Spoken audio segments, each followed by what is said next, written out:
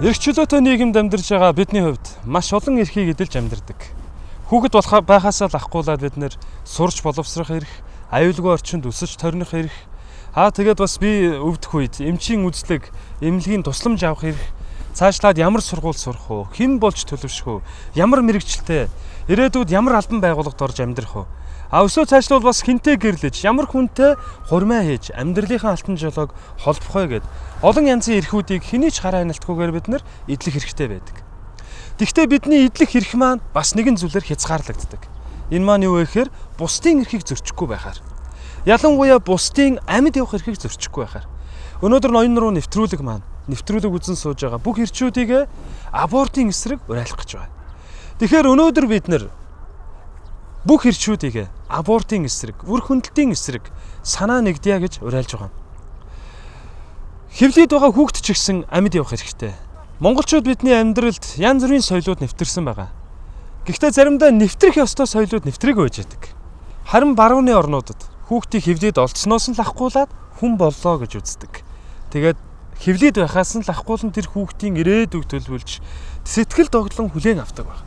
Нэвтрүүлэг үзэн сууж байгаа бүх эрчүүдийг ирээдүй болсон, Монголын маргааш болсон, Монголын ирээдүйн алдартангууд болсон, ирээдүйн Монголын бахархлууд болсон, ирээдүйн Монголын далбайг олимпийн тэнгэрт мандуулах, олон тамирчид болох тэр сайхан үр удам болсон үр хүүхдүүдийнхаа хэвлээд байхаас нь эхлэн өмөөрч, хамгаалж, өмгөөлж, аборт буюу үр хөндөлт гэдэг зүйлийн эсрэг дуу хоолойгоо нэгтгэе гэж уриалж байна. Тэгэхээр отгоо бид хоёр яг хаана ирсэн байгааг үзэгч та бүхэн сайн харж байгаа, бас анзаарч байгаа гэж найдаж байгаа. Тэгэхээр миний бодоор Улаанбаатар хотод байдаг хамгийн сайхан хөшөөний өмнө отгоо бид хоёр зогсож байна. Их хүн хүүхдэд тэрсэн. Өнөөдөр монголчууд бид нар сүүлийн жилүүдэд олон эрхийнхаа төлөө жагсаал, цуглаан, үлсгэлэн хийсэн байна. Харин өнөөдөр бид нар яг үлдэж байгаа энэ үр хүүхдүүдийнхаа бидний хойч болсон үр хүүхдүүдийнхаа төлөө хишгэрхэн тэмцсэн бэ гэдгийг бид нар иргэнийг хармаар байна. Өнөөдөр бид нар байгалийн баялаг маань хүнд очих гэж, тэгээ байгалийн баялагаас юу ч хөө хоцорчих гэж гэх маягаар олон зүйлийг ярьж байгаа боловч өнөөдөр чимээгүйхэн бидний хойч үеийг нь авч одож байгаа абортын асуудлын талаар бид нар ярихыг хүсэж байгаа. Тэгэхээр үүний төлөө ирчүүд бид нар бас дуу хоолойгоо нэгтгэж ийм зүйлсийг Монголд хүлээн зөвшөөргүй баймаар байна. Учир нь Библийн Дуулал номын 127 дугаар бүлэг дээр хүүхэд бол эзнээс ирдэг бэлэг юмаа гэж хэлсэн байна. Тэгэхээр хүмүүс бидний амьдралд, монголчууд бидний амьдралд ирж байгаа энэ бэлгийг бид нар гар тоосон хүлээж авахын оронд өнөөдөр харин ч бид нар нөгөө ертөнц рүү илгээж байгаа энэ өөртөө итгэлгүй байгаа, ирээдүйдээ итгэхгүй байгаа энэ зан чанараасаа бид нар ухармаар байна. Тэгэхээр бид нар энэ нэвтрүүлгээрээ та бүхэнд юу хэлхийг хүсэж байна гэхээр Дуулал 28 дээр хүүхэд бол эзнээс ирдэг бэлэг гэж хэлсэн. Тэгэхээр өнөөдөр Библиэлд яг энэ хүүхдийг бас юутай онцгойлон зөвөрж хэлсэн байдаг гэхээр дайны талбарт байгаа хүний зэвсэгтэй зүрлэг хэлсэн байна. Түүгээр үр хүүхдээр саадгаа дүүргэсэн хүн дайснуудынхаа өмнө ичхүрд орохгүй гэж хэлсэн байна. Тэгэхээр таны амьдралыг таныг илүү сайн эр хүн болгох, илүү сайн аав болгох, таныг ичхүүргүй амьдралаар амьдруулах хамгийн гол зүйл бол таны үр хүүхэд юмаа гэдгийг хэлмээр байна. Өнөөдөр Монгол улсын ирээдүй бол, Монгол улсын бахархал бол биднээс төрөх үр хүүхдүүд юмаа гэдгийг бид нараас энэ нэвтрүүлгээр онцгойлон хэлхийг хүсэж байгаа. Монголын үрс маш олон болтугай гэж олон нийт яруу найрагчид, олон телевиз радиогийн ажилчид бэлэгшээ хэлсэн байдаг. Харин энэ үг өнөөдөр Монгол газар, Монгол хөрсөн дээр биелээ болоосоо гэж өрөөмөр. Мөнхийн эзэн ч гэсэн бидний эргэн тойронд харагдаж байгаа. Бид нар алмаармаар, гайхмаар, бишрэмээр маш гайхалтай байгаль дэлхийг ан араатан жигүүртэн шуудыг түгээр зогсохгүй тэнгэрийн окторгууд дүүлэн нисэж байгаа жигүүртэн шууд далайн загас жаргааг бүтээгээд эцэст нь хүний бүтээсэн. Тэгээд ертөнцийн эзэн хамгийн сайхан энэ бүх байгаль ертөнц дэлхий дээрх бүх бүтээлүүд дундаас хамгийн сайхан нь гэж хүнийг нэрлэлсэн байдаг. Тэгэхээр хамгийн сайхан, хамгийн үнэлүүштэй, хамгийн их хайрламар зүйл бол хүн юм аа. Ялангуяа та бидний ирээдүй болсон, та бидний ирээдүйн Монгол улсыг маань ирээдүйн эзэд болох үр хүүхдүүд маань. Тэгэхээр өнөөдрийн нэвтрүүлгийн туршид, ноён руу нэвтрүүлгийн хамт олон бүх Монгол ирчүүдийг ирээдүйнхэн төлөө та дугаараач гэж уриалж байгаа. Ирээдүйн үр хүүхдүүдийн төлөө эр хүн та бид зогсох хэрэгтэй байна. Харамсалтай нь олон эмэгтэйчүүд аборт хийлгэж байгаа өрөөний гадна одоо жагсаж бараг те цувран оочрлон одоо зогссон баг. Харин тэр оочр болгоны цаана ямар нэгэн эр хүн байж байгаа. Тэгэхээр эр хүн та бид ийм хувь тавиланд Монгол улсыгаа өөрсдийнхөө ирээдүйг бас хайртай гэж хэлээд хандан суугаа их нарийгээ найз охиныгоо түлхэж байгаа нь харамсмаар юм. Тэгэхээр эр хүн та бид энэ бүх асуудлын цаана нуугдаж суудаг харамсмаар тийм одоо тэ хувь тавилангийн нууцхан ноён болж ингэж нуугдахын оронд ил гараад энэ бүх асуудлын эсрэг дуу хоолой оргиё гэж уриалах гэж. Монголын үрс маш олон болоосаа. Тэгээ бид нар өнөөдөр энэ хүн нэвтрүүлгээрээ яг абортод оруулсан эмэгтэй хүнийг түлхэж оруулсан эр хүн юу боддог? Сэтгэл нь ямар шархалдаг? Мөн орсон эмэгтэй хүний эрүүл мэндэд ямар байх вэ? Мөн өнөөдөр яг бидний тусгаар тогтнол Монгол улсын хүн амын тухай ярьж байгаа бол өнөөдөр Монгол улсад маань ямар сөргөөр дагууртай вэ гэдэг зүйлсийг ярихыг хүсэж байгаа. Тэгээ бид нар өнөөдөр энэ сэдвээр ярилцахаар нэгэн зочныг өрн оруулсан байна. Тэгээ энэ зочинтой хамтдаа уулзцгаая.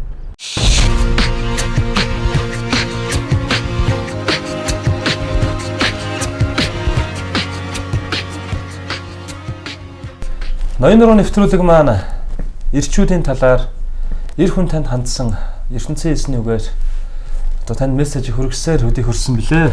Харин энэ удаагийн нэвтрүүлгээрээ бид эрчүүд ба өр хүндлтийн талаар хөндөөн өгүүлж байгаа. Энэ удаагийн нэвтрүүлгийн маань зочноор эрхэм үйлсний гэмлэгийн гүйцэтгэгч захирал Алтуу Игэмч маань оролцож байна. За танд энэ өдрийн мэндийг хүргэе. Таа сайн байцгаана уу? Тэг өнөөдөр эрчүүдийн талаар хөндөөн өгүүлдэг ноён руу нэвтрүүлэг маань эрчүүд ба өр хүндлэлт гэсэн сэдвээр энэ удаагийн нэвтрүүлгээ одоо бэлтгэн хүргэж байгаа. Тэгэхээр ер нь Монголд өр хүндлэлт ер нь хэр одоо төвшөнд явж байна. Өр хүндлэлт ер нь ямар хуу аюултай үр дагаврыг ер нь авчирч байна. Энэ талаар ер нь хэр их яригдж байгаа эрүүл мэндийн салбарт.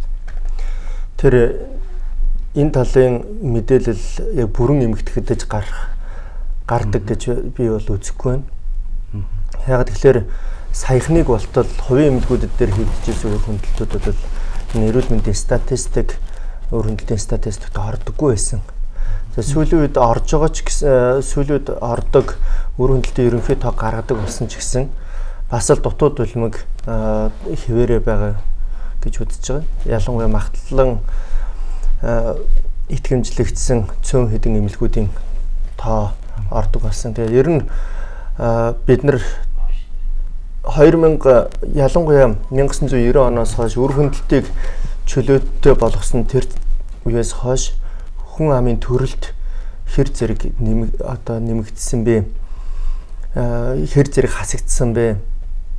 Хин одоо эндэгдэл хүүхдийн одоо эндэгдэл хэр зэрэг нэмэгдсэн бэ гэдэгт энэ аюул хамааралтай үзэгдэн л дээ. Тэр ялангуяа 90 оноос хойш хувийн эмнэлэг, эмэгтэйчүүдийн эмнэлэг маш их нэмэгдсэн. Тэгээ өр хүндлэлт юунаас жирэмслээс сэргийлэх аргууд бас чөлөөтэй болчихсон. Гэтэл чөлөөтэй болцсон хорны өр хүндлэлт бол бас л чөлөөтэй явагдаж байгаа. Тэгээ энэ бол эрэгтэй хүний шийдвэрээс гадна, гэр бүлийн хамтын шийдвэрээс гадна өр хүндлэлт бол чөлөөтэй эмэгтэй хүний хувийн ганц дан шийдвэрээр явагдаж байгаа. Эм чимлэгийн ажилчин тухайн эмэгтэй хоёрын дунд гаргаж байгаа шийдвэр болж явагдаж байгаа. Тэр нэг юм асуудал байгаа. Өнөөдөр бид нэр яг эрчүүдийнхаа нэвтрүүлгээр абортын талаар яаж байгаа бас нэг шалтгаан нь юу вэ гэхээр эрчүүд бас үүнд их оролцож байгаа. Эрчүүд бас гэр бүлийнхаа өмнө хийж байгаа үйлдэлийнхаа өмнө үүрэг хариуцлага бага үүрж юмудаа гэдэгтээ бас их холбот тайлбарлаж байгаа. Нэг эмэгтэй абортод орж явахад эсрэг талд нь яг эрчүүд байгаа. Гэхдээ үүний эсрэг ямар байх ёстой юм? Яг мэдээ зарим гэр бүлтэй болцсон хойноо одоо тий эхнэрээ абортод оруулж байгаа тийм тохиолдол. Гэхдээ бидний бас ингээ бодож үндэж хараад байгаагаар гэр бүл болохоос өмнө тий одоо залуучуудын дунд энэ абортын асуудлаас их газар авсан байна. Тэгэхээр яг та нэгдүгээр дэмч хүний хувьд аборт эрүүл мэндэд яаж нөлөөлөлтэй нэг талаас. Нөгөө нэг талаас эрх хүнийхээ хувьд өөр ямар үүрэг хариуцлагатай хандах ёстой яг үүн дээр хүний амийг бол одоо юутаач зөвлөшгүй гэж хэлж байгаа шүү дээ. Тэгэхээр аборт ихсэн нь бол ерөөсөө л ёс суртахууны ялзарлалын шууд илэрхийлэл гэж би бол хувьдаа үздэг. Энэ бол ерөөсөө л яг тэгээ яагаад тэгэхээр мөн эрчүүдийн одоо үүрэг хариуцлагыг эрхийг хамтд нь унгааж байгаа хэрэг гэж бодож байгаа. Тэгэхээр нэг хүн одоо нэг эмэгтэй хүн жирэмслэхэд тэр заавал эрэгтэй эмэгтэй хоёр хүний дундаас жирэмслэлт үүсэж байгаа шүү дээ. Тэгэхээр энэ бол нэгдүгээр жирэмслэлт гэдэг бол аль альных нь сонголт шийдвэр байна гэсэн үг. Тэгэхээр сайн дурынхч мэдээж хүчирхийллийн чанартай харилцаа байгааг үгүйсэхгүй. Тэр бол абортонд хүргэх ноцтой одоо нэг шалтгаан болдог нь үнэн. Тэгээ дандаа хүчирхийлэл байдаг тэр нь гэдэгт чихэж болохгүй шүү дээ. Энэ чинь сайн дурын хүмүүсийн сонголт болж байж байгаа шүү дээ. Энэ чинь гэрэлсэн живэ гэрлэлтийн дараа чинь. Тийм учраас энэ бол нэгдүгээрт эмэгтэйчүүдийн жирэмслэлт нь бол хүсээгүй жирэмслэлт гэдэг ойлголт нь бол зарим талаар бол худлаа. Энэ бол одоо ёс суртахууныхаа одоо буруу шийдвэрийг далдалсан үг заримдаа болчих тал байна. Мэдээж одоо хүчирхийллийн чанартай жирэмслэлт бол хүсээгүй жирэмслэлт байх нь ойлгомжтой. Гэхдээ үнэхээр ямарваа нэгэн гэмт хэргийн чанартай тийм жирэмслэлт биш бол тэр бол хүмүүсийн сонголт байж байгаа шүү дээ. Хүмүүсийн сонголт сайн дураараа. Гэтэл энэ үнэгээ эргээгээд тэгэхээр энэ бол зөвхөн эмэгтэй хүнийч эрэгтэй хүнийч аль альных нь хариуцлах. Дээр нь энэ бол эрхийн асуудал. Тэр эрэгтэй альва нэг жирэмслэлтэнд хэрвээ хоёр хүн оролцдог бол үр хөндлөлтөнд бас л хоёулангийнх нь шийдвэр байх хэрэгтэй. Хоёулангийнх нь хариуцлага байх хэрэгтэй. Энэ бол зөвхөн энэ дээр зөвхөн эмэгтэй хүн эрүүл мэнд дээрээ амьдралаараа сэтгэл санаагаараа хохироод өнгөрөх ёсгүй. Тухайн жирэмслэлтэнд оролцсон эрэгтэй хүн ч гэсэн тухайн эмэгтэй хүний эр нөхөрч бай, эцэг эгч бай энэ дээр давхар шийдвэр гаргах ёстой гэж би хувьдаа үздэг. Тэр хэрвээ жирэмсэлсэн одоо үр хөндлөлтөнд хүрж байгаа хүн гэрэлсэн хүн байх юм бол тэр эхнэр нөхөр хоёр хамтдаа энэ асуудал энэнд шийдвэр гаргах ёстой. Хэрвээ гэрлээгүй хүн байх юм бол одоо эцэг эх нь ялангуяа одоо сүүлийн үед залуучууд охтуудын жирэмслэлт их болж байгаа үед бол эцэг ялангуяа аавуудын шийдвэр их чухал.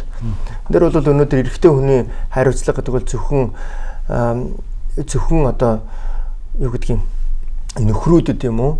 Зөвхөн залуучууд хөвгүүдэд хамаарах асуудал биш. Энэ аавуудад хамаарах асуудал. Охин нь яаж амьдарч байна? Ямар шийдвэр гаргаж байна? Яагаад абортонд хүрж байна гэдэгт энэ эцгүүдийн хариуцлага бас байгаа байхгүй. Тийм учраас хэрвээ энийг харгалзахгүйгээр зөвхөн эмэгтэйчүүдийн шийдвэр гэх юм бол энэ эцгүүдийн эрхэнд халдж байгаа хэрэг, аавуудын эрхэнд. Тэ?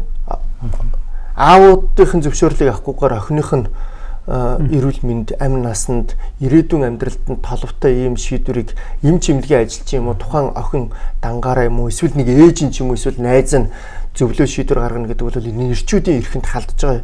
Аавуудын эрхэнд халдж байгаа асуудал байхгүй.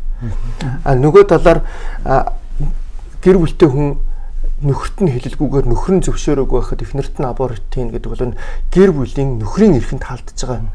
Энэ бол гэмт хэрэг, гэр бүлийн эсрэг гэмт хэрэг одоо тухайн одоо өрхийн тэргүүний эсрэг үлдэж байгаа гэмт хэрэг гэж би хувьдаа төхөндөг шин. Таны хувьд аав хүний хувьд бас Монгол эр хүний хувьд ер нь аборт гэдэг энэ зүйл эр хүнд ер нь яг яаж нөлөөлдөг? Та бас ингээд сая ярьлаа шүү дээ. Одоо нөхөр мөрчмийн талаас бол аюул том гарц хөрөл байна. Өнгөрсөн жил гэхэд л одоо 100 гаруй мянган одоо аборт одоо хийгцэн гэж үзэх юм бол 100 гаруй мянган монгол иргэн замаасаа буцсан гэсэн. Тэгээд цааш бол бас тэр аборт хийлгэж байгаа охтуудын хувьд, эмэгтэйчүүдийн хувьд бас аюул том үр дагавар өгч байгаа бах тий. Хортой үр дагавар. Харин эр хүний хувьд одоо ямар хортой үр дагавар бас байна. Тий, өнөөдөр зөвхөн эмэгтэйчүүдийн хохирлын тухай айгүйх ярьжлаа. Эрүүл мэндийн сэтгэл санааны ийм ирээдүйн үргүүдлэн өдрийг гэдэг. Эрчүүдийн хувьд тохиолдож байгаа бэрхшээлийг бараг ярихгүй. Яг тэгэхээр эрчүүд энэ дээр дуурахчгүй байна.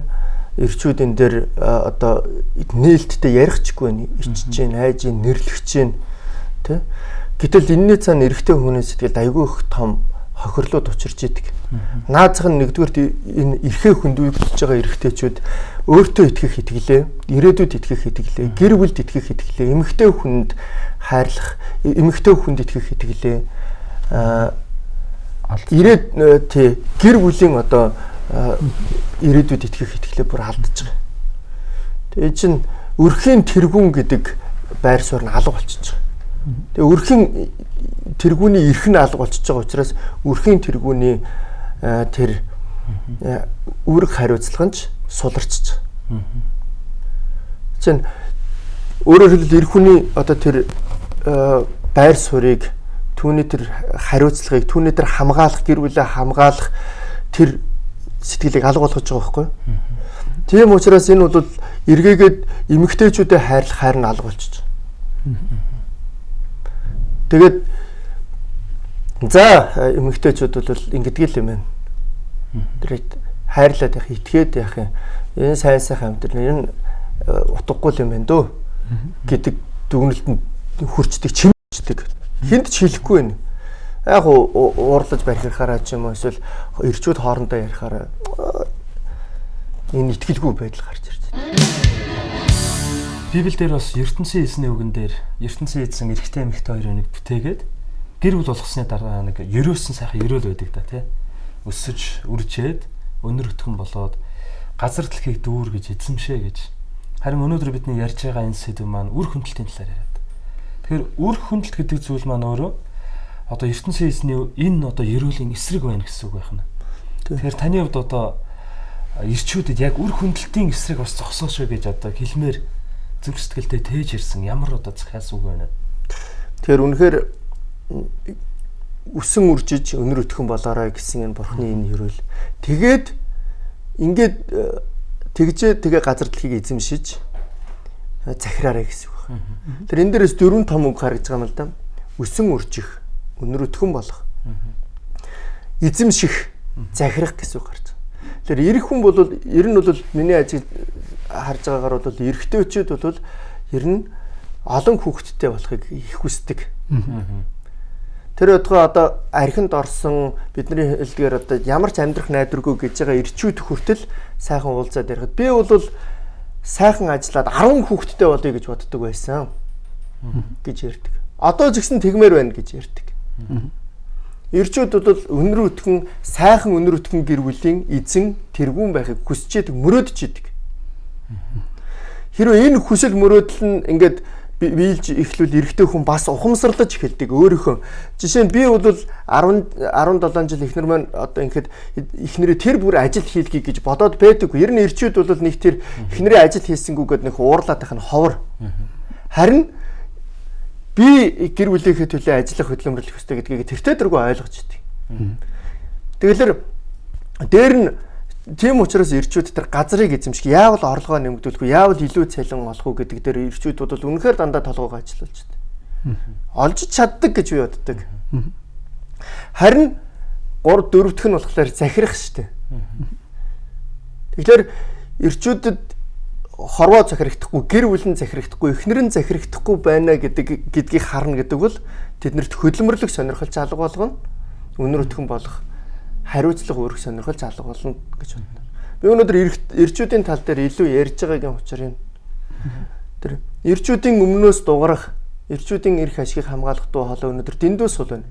Монгол ирчүүд энэнийхээ талаар өөрсдөө дуурахгүй байна. Ихэвчлэндээ ирчүүд маань дотроо шаналаад, дотроо гомдоод, дотроо бухимдаад тэр бохимдол уур гуниг харамсал хүрч чадаагүй мөрөөдөл, эзэмшиж чадаагүй мэрэгжил, ажил захирч чадаагүй гэр бүл хань ижил үр хүүхдийнхээ төлөө гашуудаж, гомдож, уурлаж, бухимдсандаа улс орондоо эзэн биш байгаагаа харахаараа, бухимдахаараа ууж байгаа гэж би боддог. Тэгэхээр би өнөөдөр ирчүүдтэй хандаж уриалахад яг үнэндээ ийм дотроо бухимдаж, гомдож, бухимдснаар тэрийг архиар, тамхиар залруулснаар энэ асуудлыг бид нэр шийдэж чадахгүй. Тэр мэдээж бид нар ирчүүд биднэрт олон одоо хүнд хилдэггүй олон зовлонгууд байгаа. Ирчүүдэд тийм. Энэ бүхнийг бид нар үнэхээр эр хүний ноён нуруу төвчээр бас эхнэрээ хайрлах хэрэгтэй. Библиэлд жишээлбэл хайрл гэж тушаацсан байгаа байхгүй. Ирчүүдэд тань хайрл гэж тушаацсан байна. Тэр эн чинь бид нар өөрөөр хэлбэл хайрлах шийдвэрийг зүрхэндээ эхнэрээ эмэгтэйчүүдэд хайрлаад тэднийхээ төлөө хөдөлмөрлөөд үнэхээр сайн сайхан өнөр өтгөн гэр бүлийг байгуулад тэрнийхээ төлөө хөдөлмөрлөх шийдвэрийг гаргах хэрэгтэй. Хариуцлагыг өөр дээрээ авч эхлэх хэрэгтэй. Эмэгтэйчүүдэд үр хөндлөлтөнд хүргэж ирээдүйгийнхээ төлөө нулимс унахгүй байх тийм шийдвэрийг гаргах. Тэгээд тэдний өмнө бүрэн хариуцлага зүгээрээ би хөдөлмөрлөн би чамайгаа хайрлан би чинийхээ төлөө хөдөлмөрлөн би үр хүүхдийнхээ төлөө хөдөлмөрлөн гэдэг тийм шийдвэрийг зүрхэндээ гаргах. Энэ үнийг илэрхийлэх хэрэгтэй. Хариуцлагаас зүгтаах айх биш. Харин хариуцлагыг өөр дээрээ авах хэрэгтэй. Үнэхээр эзэн байх хэрэгтэй. Амьдралынхаа ноён нуруу жинхэнэ эзэн нь ирчүүд л байх хэрэгтэй. Тэгээд энэ шийдвэрийг зоргийг зүрхийг гаргах юм бол эмэгтэйчүүд маань биднийг хүндэтгэнэ. Бас үнэхээр бидэнд тэр бүр одоо тэр аимшигтай аборт руу яваад байхгүй байх болно гэдэг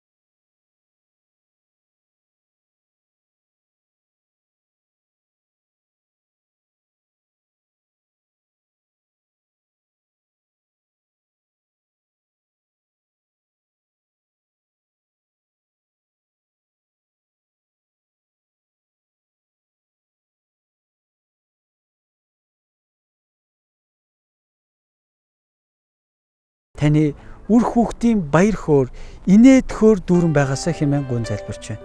Та итгэмжт бөгөөд бидний бүх гэмнүглийг уучлсан учраас таньда баярлалаа. Эзэн минь ээ, та бидний ирэх өдрүүдэд бидний амьдралд өөрийнхөө амар тайван баяр хөөргийг та дүүргэж өгөөч. Бүх алдрыг танд өргөн Есүсийн нэрээр залбирч байна. Аамен. Өнөөдөр таны зүрх сэтгэлээсээ залбирсан залбирлыг мөнхийн эзэн сонссон. Таны бүх гэмнүгэл, таны амьдралдаа хийсэн бүх алдаа зөрчлүүд уучлагдсан. Тэгээ бид нэвтрүүлгийнхаа төгсгөлд үнэхээр Монголын гэр бүлүүд үрээ танихгүй өтгөн, үрээгээ танихгүй баян болох болтугай гэж өрөөж байна.